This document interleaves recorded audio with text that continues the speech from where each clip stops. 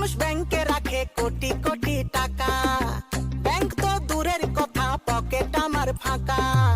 কত মানুষ ব্যাংকে রাখে কোটি কোটি টাকা, টাকা ছাড়া দাম দেয় না বাবা মা আর কাকা। এই গরিবের দিকে একবার মুখ তুইলা চাও আল্লাহ, একটা টাকার বস্তা দাও ভগবান, একটা টাকার বস্তা দাও ও খোদা, একটা টাকার বস্তা দাও ও আল্লাহ, একটা টাকার বস্তা দাও। একটা গল্প